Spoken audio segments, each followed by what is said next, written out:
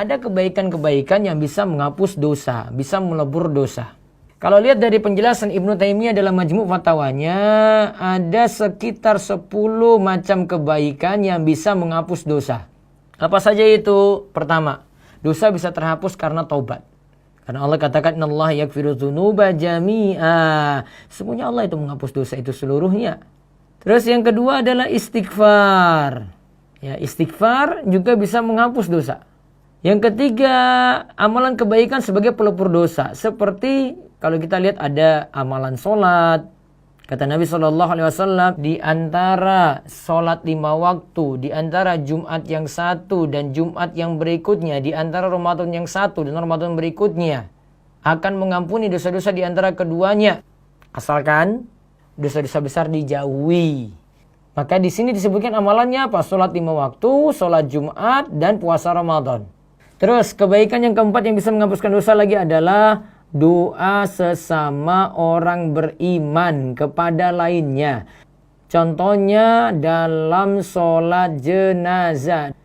Kata Nabi SAW, tidaklah seorang muslim disolatkan dengan sholat jenazah oleh sekelompok kaum muslimin yang mencapai 100 orang. Lalu semuanya memberi syafaat, yaitu mendoakan kebaikan untuk jenazah tadi. Maka syafaat mereka, yaitu doa mereka itu akan diperkenankan. Terus sebab kelima adalah amalan kebaikan yang ditujukan untuk mayit. Contoh sedekah.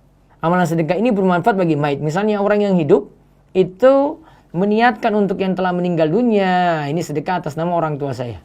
Kemudian sebab keenam lagi terhapusnya dosa adalah syafaat Nabi SAW. Dan juga syafaat yang lainnya pada pelaku dosa besar di hari kiamat kelak. Sebagaimana sabda Nabi, syafaatku untuk pelaku dosa besar dari umatku. Terus sebab lagi yang berikutnya, sebab ketujuh, musibah di dunia yang menjadi sebab terhapusnya dosa.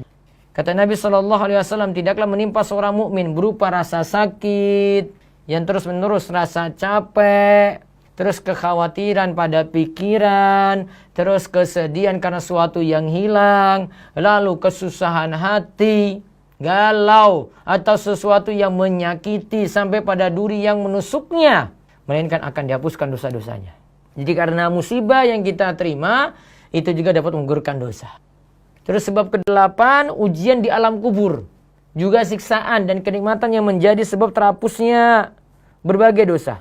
Sebab ke-9, kengerian dan kesulitan pada hari kiamat. Terus sebab ke-10, rahmat dan ampunan dari Allah tanpa sebab yang dilakukan oleh hamba.